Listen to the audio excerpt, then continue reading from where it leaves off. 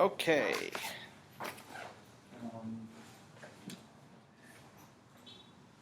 So, speaking of where we left off.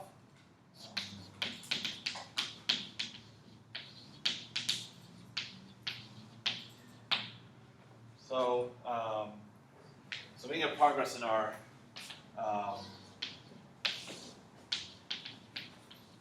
QR algorithm for finding all the eigenvalues of a matrix, where was before was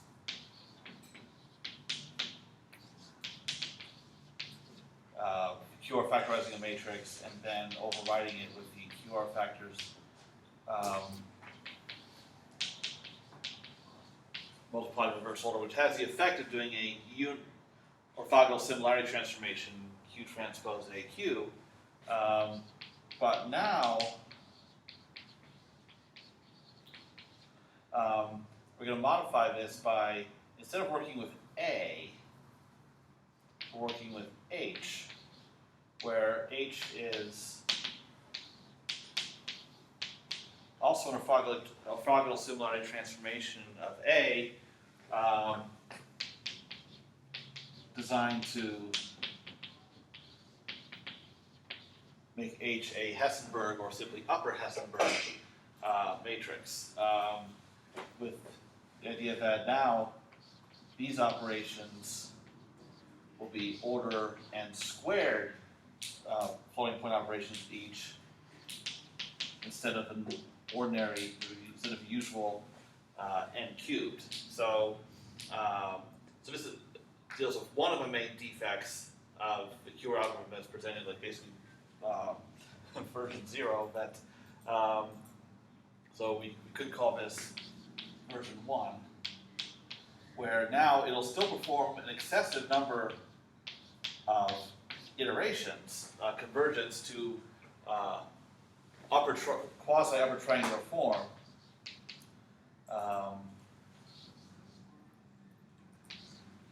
And by that I say quasi-upper triangular because it has complex eigenvalues. You would have 2 by 2 blocks along the diagonal instead of just 1 by 1. Having this much. So that slow convergence will still be a problem, but I'll deal with that later. So what I need to do now is give the details of how these two steps are carried out efficiently to achieve that order n squared time, and also this part, how we get a reduced to Esenberg form in the first place. Now this part is all going to be accomplished using one of the tools I gave for computing a QR factorization, Givens rotations, whereas this part is going to be accomplished using Householder transformations. And this part is still going to be order n cubed. But now it's only happening once up front instead of every single iteration, when there's still going to be a lot of iterations. The number of iterations here is going to be, even in the best case, we're talking at least order n iterations.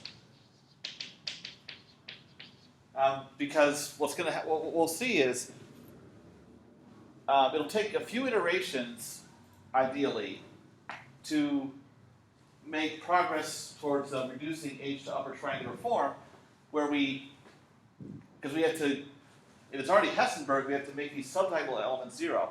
And we're going to have to settle for making these subdiagonal elements equal 0 like one at a time. So it'll take a few iterations to reduce each. Only if you get really lucky can you make several of them 0 at once. That just doesn't happen really. So the overall cost of this algorithm is, now we can say it's order n cubed. Actually, no, I can't say that yet, because it's only going to be order n iterations after we make conversions reasonably fast. Right now, it's not guaranteed that we could expend many iterations just to isolate a single eigenvalue. Okay, but so there's several hurdles that had to be cleared, and I won't even get through all of them today. But by Tuesday, well, I better, because we'll be out of time. So we'll run out of semester. Okay, so how to accomplish all this first is the interior of each iteration. How do we do all of this using Givens rotations? So the idea is, so we assume H is Esenberg. Okay, so that's what we get going in as a result of this step, but I'll talk about more later. So starting with H, we perform Givens rotations, called G1 transpose, G2 transpose, all the way up to Gn-1 transpose. And the purpose of each Givens rotation, well, applied on the left, its job is to zero out H I plus 1I. So it's going to zero out a diagonal element, so in the first column, second column, and so forth down to the n minus first column. So when you do that, this is your upper Esenberg matrix.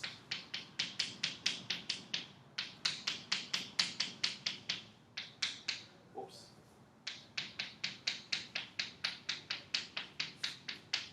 Okay. So it's these entries that you have to zero out. So once you do that, then what structure, what type of matrix do you get after those guys that I've labeled there are all zeroed? It's upper triangular. Okay, so this is a QR factorization of this Esenberg matrix, where the Q involved is all of these Givens rotations multiplied in this order. Because what we have here,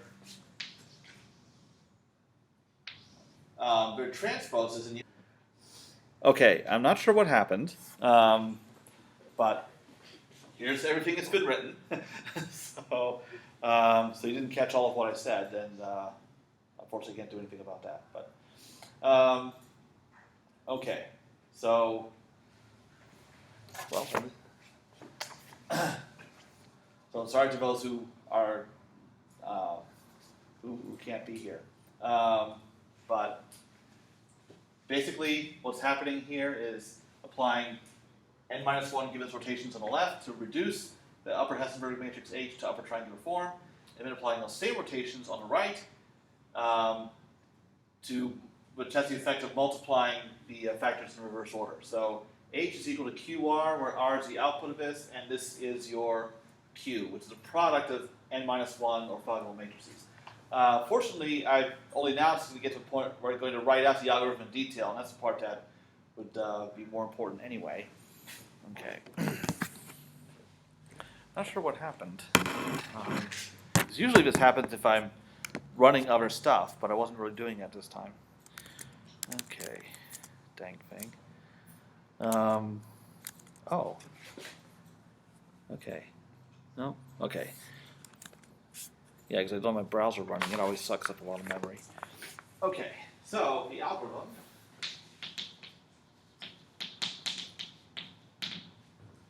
Okay, so we have a loop. So I think of it kind of like Gaussian elimination. We're looping over the columns from 1 to n-1. And we get a sine-cosine pair, which is enough to describe the Givens rotation. So we look at a diagonal entry and the entry right below, it's a subdiagonal entry, and this is the entry that we want to 0. So we're operating this on a 2 vector, consisting of those 2 entries, and Gibbons rotation zeroes out the second one. So we get our sine-cosine pair, and now we can form our Gibbons rotation based on that. Minus goes up here. Okay. So now to show how little effect a Gibbons rotation has, we're only going to look at, to write this in MATLAB notation, we're only looking at rows j and j plus 1. And then only columns j through n, because any columns prior to column j, these entries are already 0, so we don't need to touch them. And now we can just take those 2 rows and multiply them on the left by Gj transpose.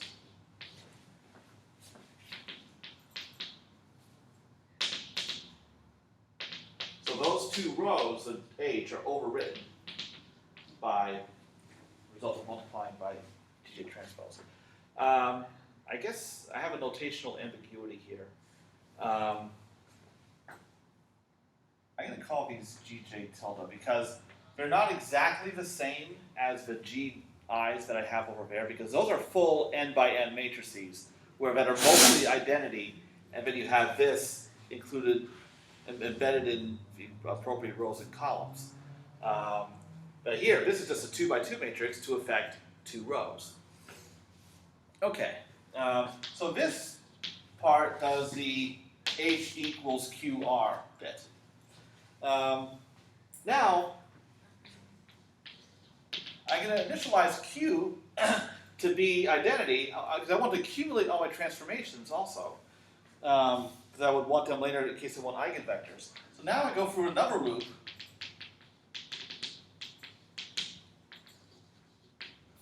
Okay. And now, when I'm applying these on the right, I only need to look at rows from the top to j plus 1 and columns j and j plus 1. So here I'm working on those rows, now I'm working on these columns. And I multiply on the right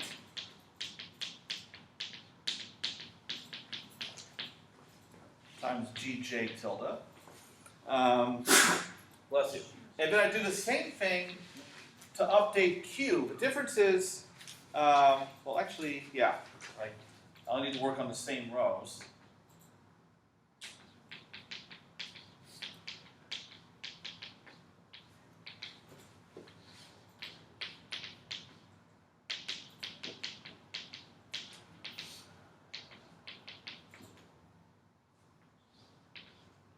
Okay.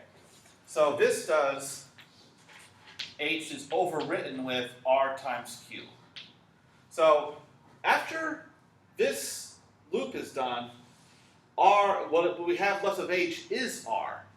And now we apply these rotations to get the new H. So H goes from starting out being Esenberg, becomes upper triangular, and now becomes Esenberg again. Okay. Now, I want to actually show why the resulting matrix after doing all this really is Esenberg. It's important to get an idea to see what elements can actually be affected by a given row rotation or column rotation. So just for a simple, well, now the thing is, the first part of this, you can see why it reduces H to triangular form. So I really want to focus on the second part. Let's suppose you have a matrix, let's make a 4x4 example, that is upper triangular, indicated by the x's. And now what you do is you apply a Gibbons rotation on the right that its job is to affect the first 2 columns. So, and then everything else is identity after that. So the idea is you're now replacing the first two columns with some sort of linear combination of themselves. So what happens is the result of this is, well, here these columns only have the first two entries being non-zero. So that's all that can happen in those columns, is having the first two entries be non-zero. The other columns are not touched. Okay. So you've started to untriangularize it and make it, but still Hessenberg. So now what happens is you're going to move on to the next two columns, columns 2 and 3. So you're going to have some given rotation here. And that's going to affect these columns. You can see only the first 3 entries at most are non-zero. So that's all that's going to happen in those columns. So you have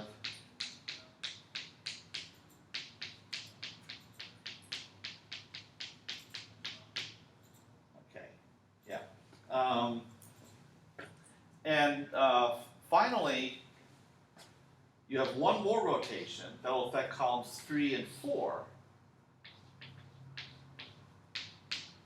And that will give you Hessenberg form. So,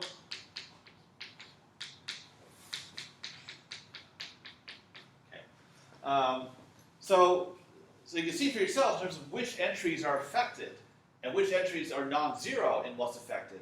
Why, if you start a Hessenberg matrix, do a QR factorization, then use those same rotations again on the other side, the result is Hessenberg. So once you reduce the Hessenberg form in the first place, it stays Hessenberg the whole time, or I should say, at worst. And the whole point of doing these iterations is actually, get it closer to triangular form.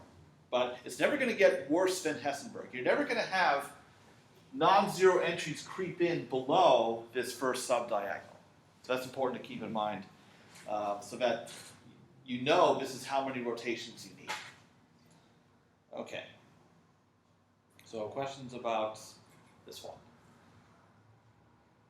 Okay. So now we see that how to handle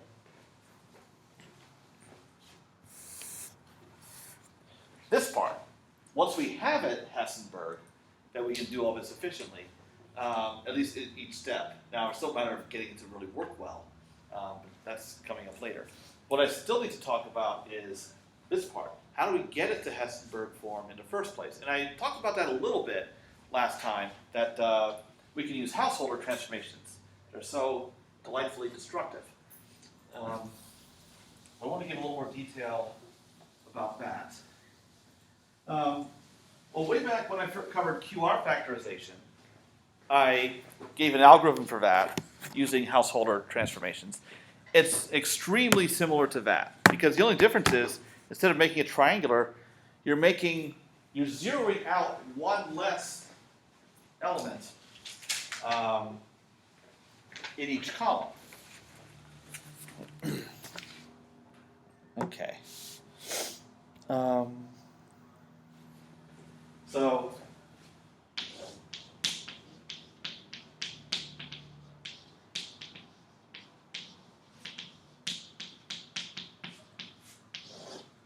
the Hessenberg reduction, how that works is, all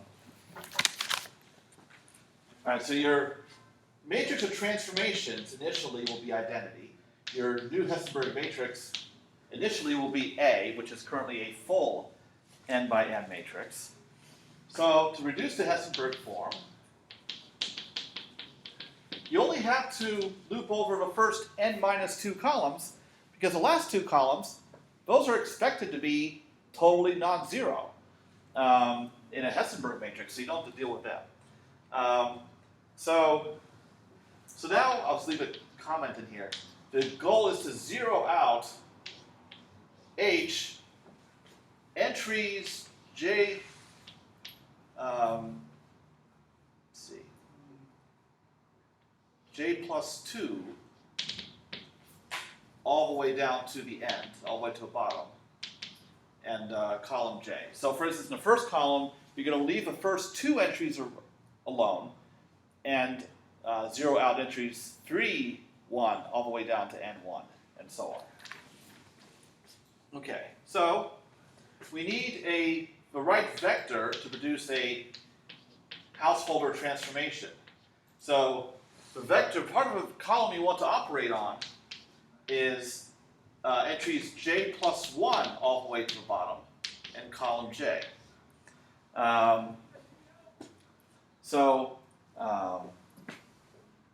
And I'm going to, for convenience, I'm going to store this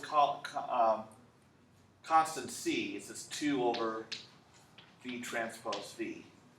Because recall, for a householder transformation, we have this definition: identity minus 2 v transpose over v transpose v. And p times a given vector x is meant to be a multiple of E1. In other words, all entries zeroed out except for the first. So this right here is my constant c that I'm going to hang on to. So now I'm just going to carry out this multiplication on this part of h in order to zero out all of the entries except for the first one. Wow, those are loud birds. Okay. Now, so now what I'll do is I need to apply this household reflection on both sides because I'm computing U transpose AU. So, all right. So off to the side here, I'll write what's going on. H is being overwritten with P times H.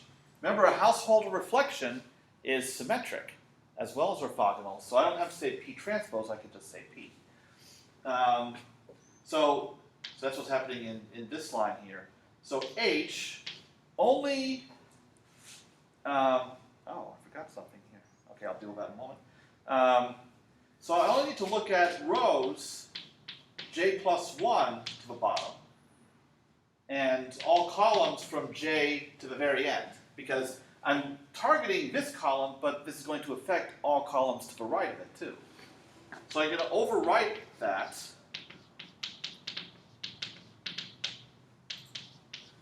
with C, V, V transpose times the same thing.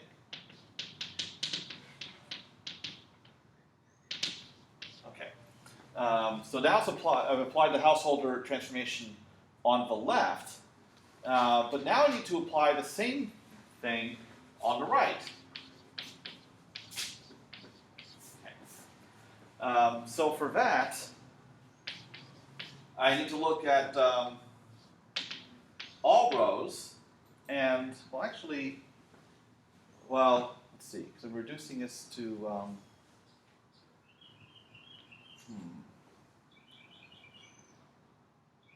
actually, yeah, it does need to be all rows, because I'm starting with a full matrix.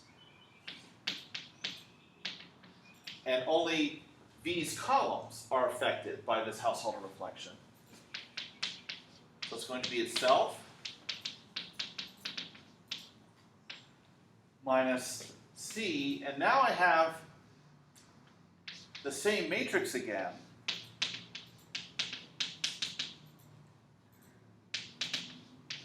times V transpose, because I'm applying household reflection on the right rather than the left. Okay, so the last thing that needs to be done is I need to accumulate my transformations in case I want to compute eigenvectors too. So now I do this exact same thing on U rather than H. So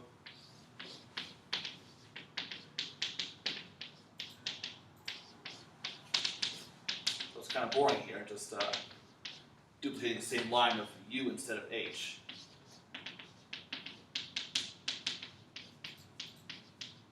And that's it. All right, so each householder reflection takes order n squared operations, so the whole process takes order n cubed. Okay. But at least it only has to be done up front, and then we have a Esenberg matrix from this point on. Okay, so questions about the Esenberg reduction?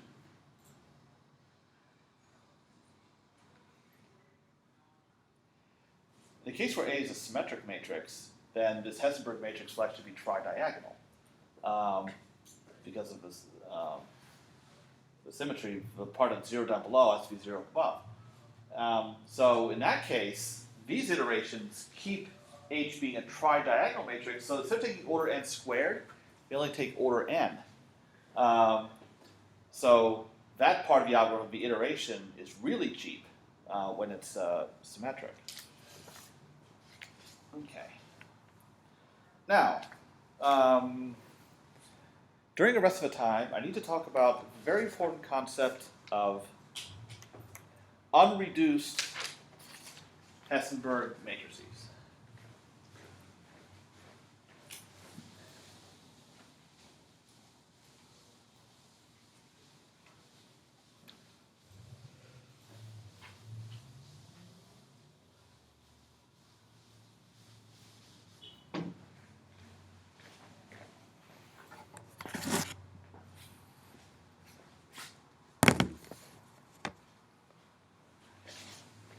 So let's suppose I have some Hessenberg matrix.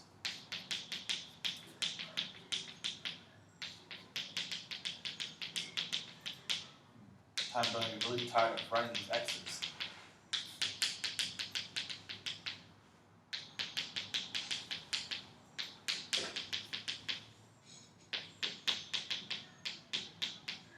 Okay. All right, so here's an 8x8 Hessenberg matrix. Now let's suppose, though, that one of these entries along the subdiagonal is 0. Let's suppose this one. So we have, here's our subdiagonal, mostly non-zero, but it's one 0 entry on it. That entry is actually a big deal because it causes the whole matrix to have a block upper triangular structure. So, so I call the whole thing H, but I'll call this block H11, H12, 0, and then we have H22 down here. Well, the spectrum of H is equal to the spectrum of H11 union spectrum of H22. So the eigenvalue problem decouples in this case. We've seen that before. So when we reduce A to Hessenberg form H for the first time, generally we expect that this subdiagonal is going to be entirely non-zero. That's what would normally happen. But we need to look. And as the iteration proceeds, we need to look for entries to become non-zero because that's when the eigenvalue problem decouples. And we can effectively iterate on just the diagonal blocks, H11 and H22. Now, so in other words, you're drastically reducing the work done in future iterations because you're working on a much smaller matrix. That order n squared computation you're performing every iteration, that n's getting smaller. So, so as your algorithm proceeds, and you eventually want to make all these entries 0 as much as you can. So every time one of them becomes 0, the total amount of work you perform just gets a lot smaller. Okay, so so the idea is the QR algorithm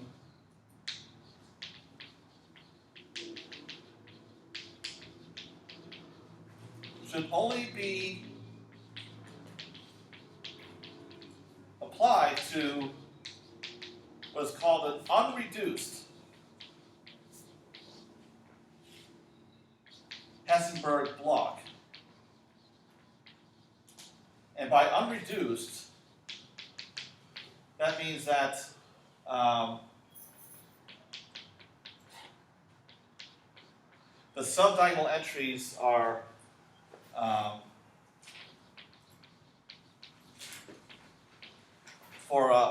but all of the subdiagonal entries are non-zero.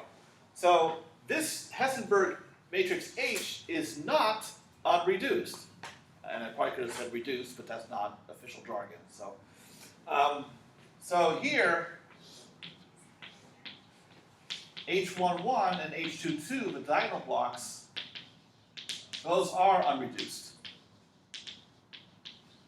So the idea is, before you perform each iteration of a QR algorithm, what you do is you look for what is called a maximal unreduced block. And for instance, this block right here, that is unreduced, but it's not maximal because you can extend it. So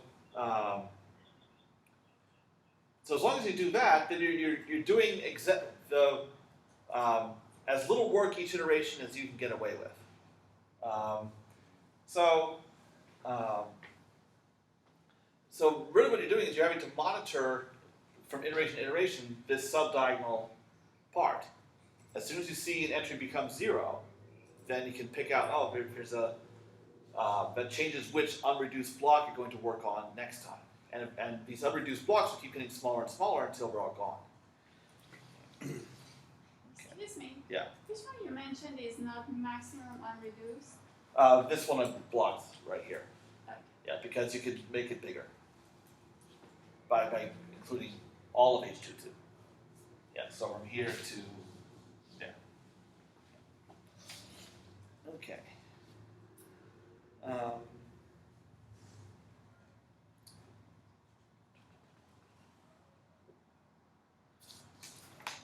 So in fact, those of you who choose to do the coding portion, for the coding option for assignment 4, that's actually the hardest part. I guess the most tedious to code, even if you understand conceptually what it means, like on paper. That you have to check for 0 entries. Now that part's not hard to see which entries are 0. Like maybe you can look along the diagonal for a first non-zero entry, and that's like the end of your unreduced block. And then you keep scanning to find the beginning of your unreduced block. That part gets really tedious. You have to be careful with the indexing to get it just right. That's what people have the most trouble with when they in this assignment. Now for the assignment, the matrix is symmetric, so you're actually looking to reduce to from tridiagonal to diagonal form. So eventually you will be able to make all the entries, the subdiagonal entries equal to 0. Okay. But for unsymmetric, you can't because of complex eigenvalues. Okay. Now, there's one very interesting property of unreduced, there's a couple of interesting properties of unreduced Esenberg matrices that I want to prove.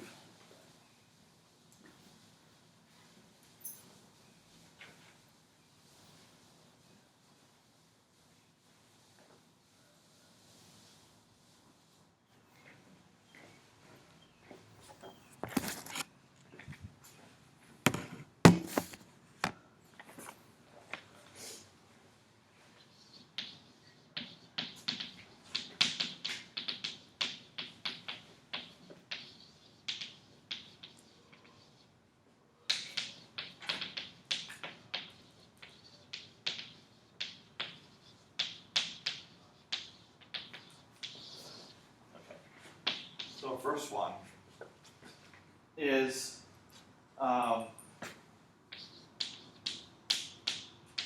eigenvalues of an unreduced Esenberg matrix have a geometric multiplicity that is equal to 1. So every eigenvalue of a Esenberg matrix can have only one linearly independent eigenvector. So if a Esenberg matrix has repeated eigenvalues, they're going to be defective, unfortunately. That reminds me. One of our former students, that some of you know, Floyd Maceda, yeah. Okay. As opposed to Stephanie Floyd. Yeah. He's like, I'm not former, I'm right. Well, he will be in a couple weeks. Yeah. Yeah. He took this class a couple years ago. He's taking a similar class at UC Irvine now, and did an interesting case where, let's write this off to the side. Suppose you make a matrix A that's equal to Q, J, Q transpose, where Q is some orthogonal matrix, like randomly chosen. And J has this form.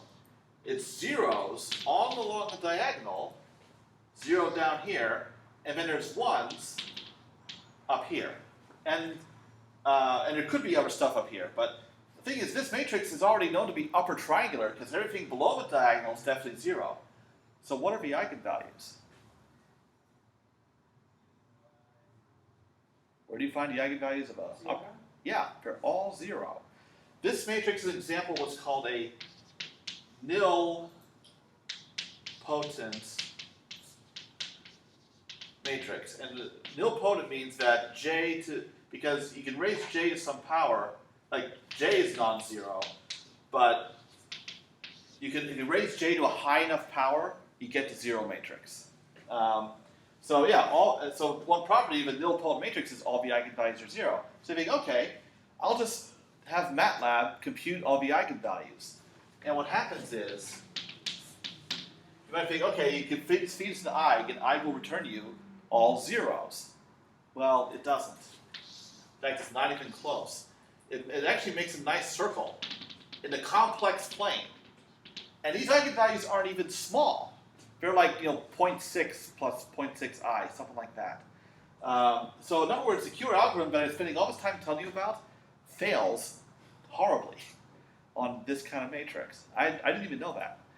So I probably should have, but because I've known of other cases of polynomial roots which uses eigenvalues where you get the wrong answer.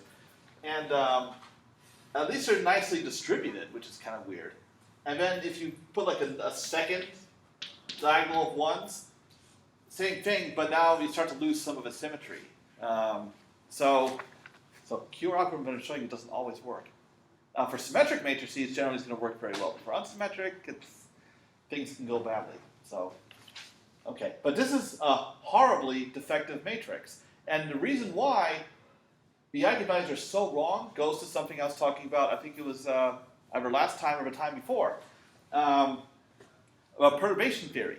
If you have a defective matrix of a Jordan block of size p, then an order epsilon change in the matrix causes an order epsilon 1 over p change in the eigenvalues. Well, in this example that the student was doing is a 100 by 100 matrix. So if you take order epsilon and raise it to the 1/100th power, well, that's a small exponent, and anything to the 0 is 1. So the eigenvalues are thrown off to order 1 degree by any round-off error that occurs during this applying a Q algorithm to this. So it's a nice illustration of what I was talking about with perturbation analysis. Although I still don't have an explanation for why the nice distribution. So go figure. Okay. Now back to unreduced Esenberg matrices. Why does an unreduced Esenberg matrix have all the eigenvalues of a geometric multiplicity of 1? And the reason why is actually pretty simple to state, because if H is unreduced Esenberg,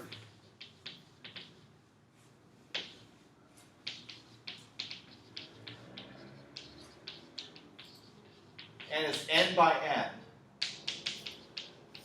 then the rank of H minus lambda identity is greater than or equal to n minus 1. So, well, if lambda is not an eigenvalue, it's equal to n, because it's non-singular. But if it is an eigenvalue, then you're going to get n minus 1.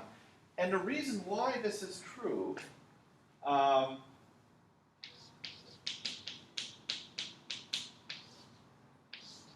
is that it has this structure. More x's, because it's so much fun.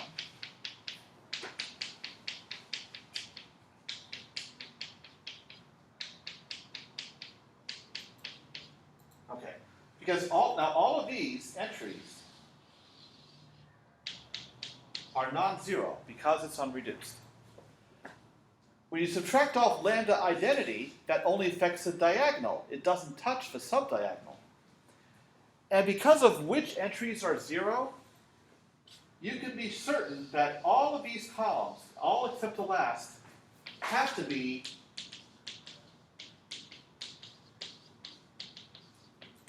linearly independent. Just because of only 2 non-zero entries in the first one, 3 non-zero entries in the second one, and so forth. The last column might depend on the other ones. Well, it will if lambda is an eigenvalue. But the rest of them have to be linearly independent.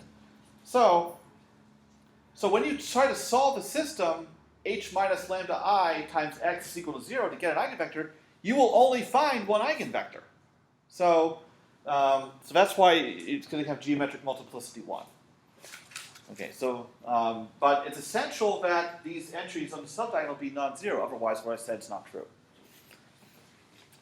Okay, so that's one interesting property. The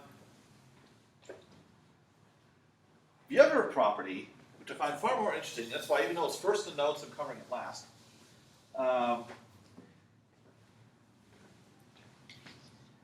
Honestly, I think it's one of the coolest results in numerical linear algebra. And the thing is, we almost did not have an efficient algorithm for computing all the eigenvalues of an unsymmetric matrix that does not require complex arithmetic. Because that's important. If a matrix is real, we want to do real arithmetic. If it were not for this theorem, we would not have such an algorithm. And you'll see why when I get to that part, but first the theorem itself. And I also like the name. It's like a, I don't know, just kind of a James Bond kind of name. It's the Implicit Two Theorem.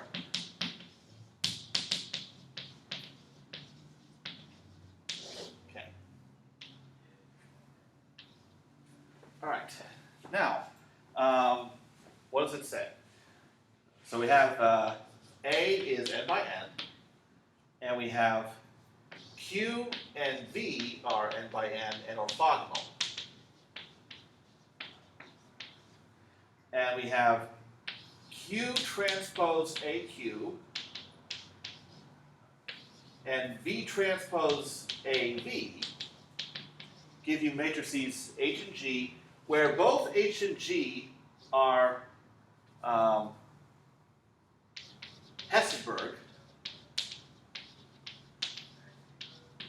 and we can assume that H is, or we are going to assume that H at least is unreduced. So in other words, we have two transformations, two orthogonal transformations that reduce A to Esenberg form. Okay. And we'll assume that Q and V have these column partitions. Q1, Q2, up to Qn, and V1, V2, up to Vn. And but Q1 and V1 are the same.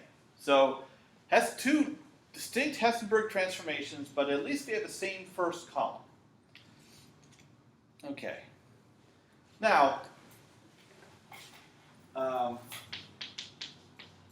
so these are my many assumptions. So if all of these are true, then it turns out that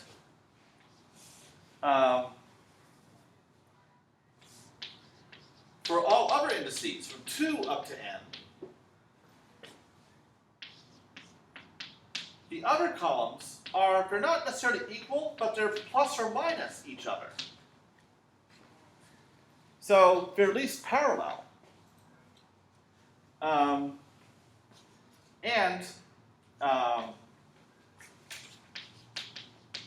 We have H and G are, the term for this is essentially equal. In other words, their entries are equal except possibly for the sign. Now, a consequence of that is G is also unreduced, because H's subdiagonal entries are non-zero, G's are equal or negative of them, so they must also be non-zero. So, in other words, the transformation from A to a Hessenberg matrix H is determined entirely by the first column. Once that first column is nailed down, everything else falls into place after that, essentially. And that's something we're going to really need to get an efficient algorithm in the end. In other words, it saves our ass. So, okay, so now I want to take a little time to, because it's just one of those cool things to prove. Okay.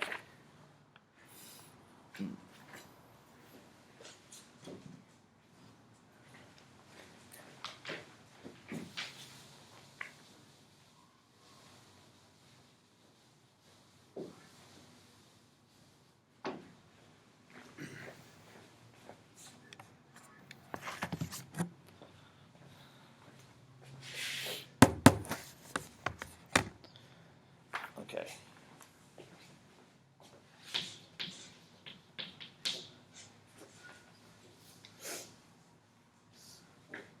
Okay. So because I have Q transpose AQ is equal to H, so that's the same as saying that A is equal to Q H Q transpose, just by moving the Q and Q transpose to the other side. Similarly, I can say that A is equal to VG V transpose. So I can go ahead and set these equal to each other. So QH Q transpose is equal to VG V transpose. And now what I'll do is I'm going to multiply on the left by V transpose.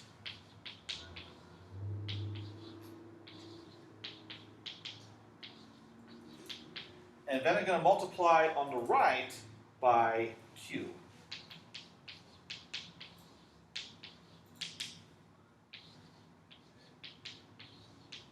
Okay, and I'll group the V transpose and Q together. So I'm going to call this matrix W. So now I have GW is equal to WH. And W is orthogonal, because V and Q are orthogonal, and the product of orthogonal matrices is itself orthogonal. Okay. Now, another thing we can say is that because if I look at the first column of W, well, by the definition, that would be V transpose Q E1. But Q E1 is the first column of Q, which is Q1. But Q1 is also V1.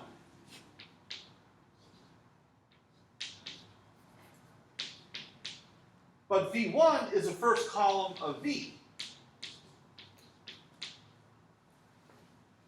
The V transpose V is identity, because V is orthogonal, so it's just E1.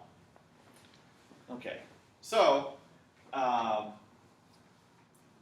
first column of W is the first column of identity. Okay, now, to get to the main part of the proof, we keep going. Now we know what the first column of W is. We're going to try to learn something about the second column.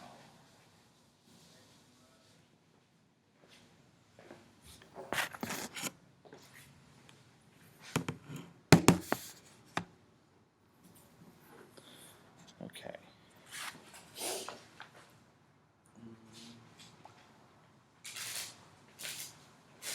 So now if we look at GW equals WH, but now I'm going to take this, let's see.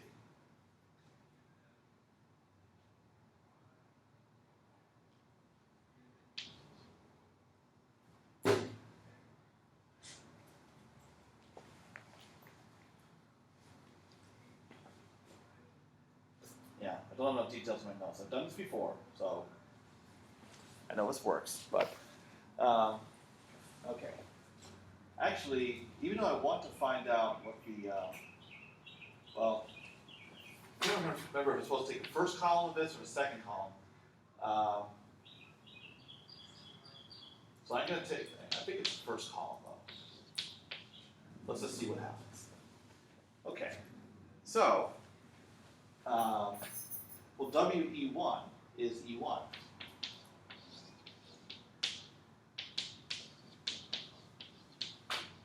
Okay, now, G is a Esenberg matrix. So, that first column is going to consist of only two non-zero entries, G11, G21, everything else 0. And then we have W, which we don't know anything about except for first column. But then the first column of H, same deal, that we have H11, H21, and all zeros. Okay. So now I'm going to try to fill out a little more of W here.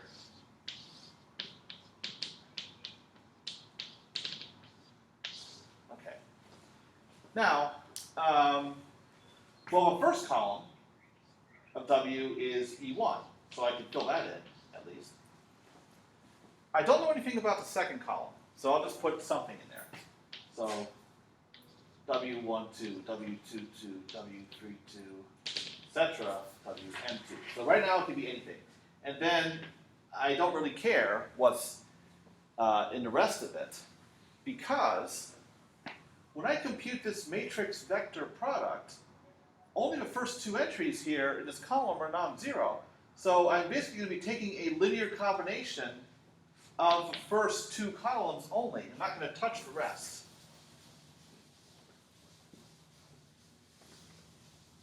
Okay. So I'm going to get H11 times the first column plus H21 times all of these entries.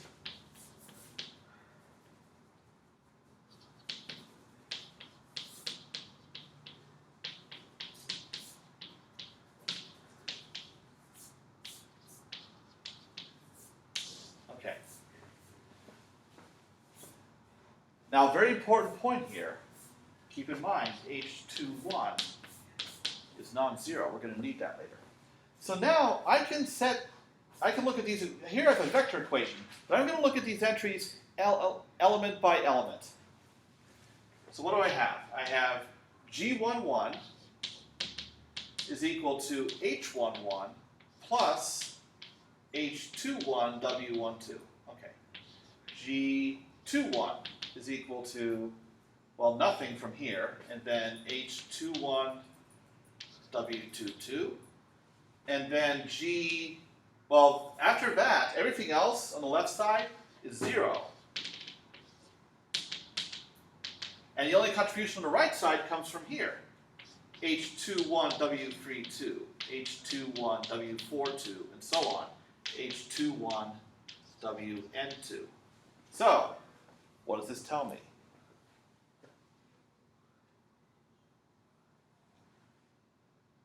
About W.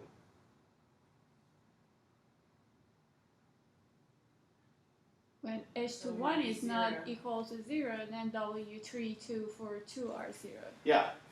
So all of these guys down below have to be 0. And that's why the assumption that H is unreduced is critical. That's what allows me to say H21 is non-zero. Otherwise, I can say, oh, well, that's 0, and that's why. But now that is ruled out, so the other ones have to be 0. So, so this part is gone. So I only have, at most, 2 non-zero entries in the second column of W. So, if I were to keep... Now, here's another thing, though.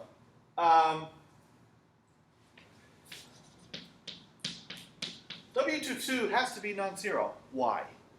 What is wrong if it is 0?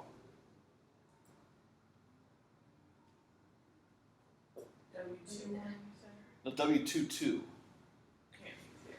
Yeah, that one is not allowed to be 0. Unless there, I guess it has something to do with eigenvalues, does it? Kind of. Because of that undefined thing there. No. Because you only have one. Because, so if it was But 0, Then that would make, G2, 1, 0, and it's not? well, we don't know.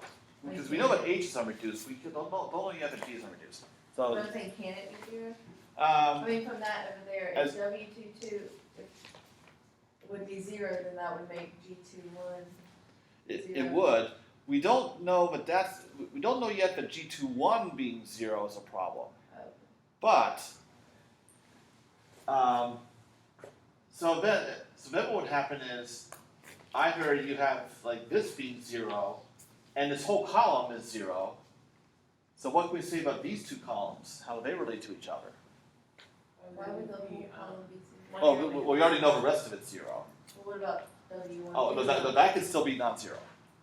But now suppose if this is 0, that's the only thing that could be non-zero. The linear. Yes, because W is an orthogonal matrix. It must be non-singular. But if that is 0, then it can't be non-singular. Okay. Now, so here's what we know now. So the first column of W has only this one non-zero entry. The second column has only these two non-zero entries. What do you think is going to happen if I were to continue? What kind of matrix would W turn out to be?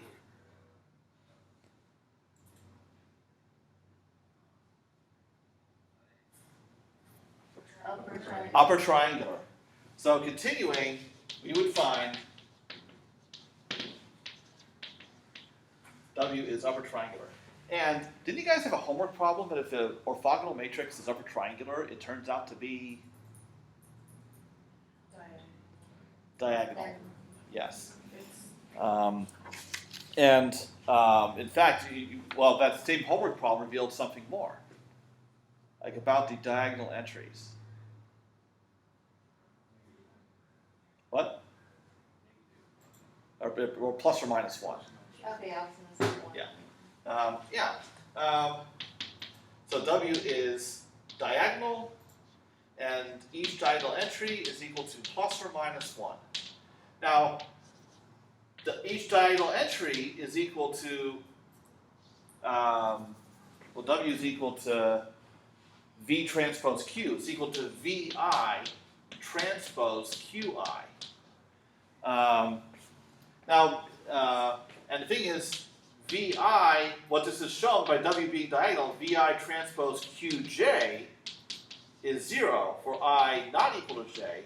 That is because of this. That's why VI and QI have to be parallel to each other. Now we know their inner products are plus or minus 1. So these two facts together give you VI is equal to plus or minus QI. So that's what makes V and Q kind of like almost equal. At least for columns, corresponding columns are at least parallel to each other. And then as far as G and H, well, Gij is equal to VI transpose A Vj. And Hij, similar as Qi transpose AQj. Well, if Vi and Qi are plus or minus each other, you can fill that in here, so you get Gij is equal to plus or minus Hij. And that's the end of the theorem. Okay. All right.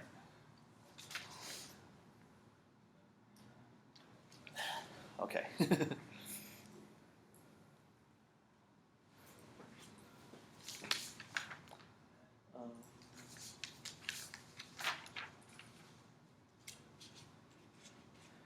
All right. So this property of unreduced Esenberg matrices is going to really help us to get an efficient algorithm, because now we're at the point where each iteration is cheap, or n squared floating point operations, after the Hessenberg reduction at the beginning. Now we just need a way to have the algorithm converge in fewer iterations, because what you would find is if you carried steps I suggested last time in MATLAB, you make matrix Hessenberg, and then you do that, like compute the QR factorization and then multiply the factors in reverse order, and you keep doing that, you'll find it'll eventually converge to this quasi-upper triangular form. It's just that it'll take a long time, even when it's a small matrix. So we need to do something to speed it up. And that's going to take a lot more than 5 minutes. So next week is going to be a really cool week to conclude on, because I'm going to show the genius of John Francis in coming up with that algorithm on Tuesday. And then on Thursday, how similar ideas were used by my advisor, Gene Golub, and his collaborator to compute singular values. So, which means on both days I'll be drawing a lot more x's. So until then.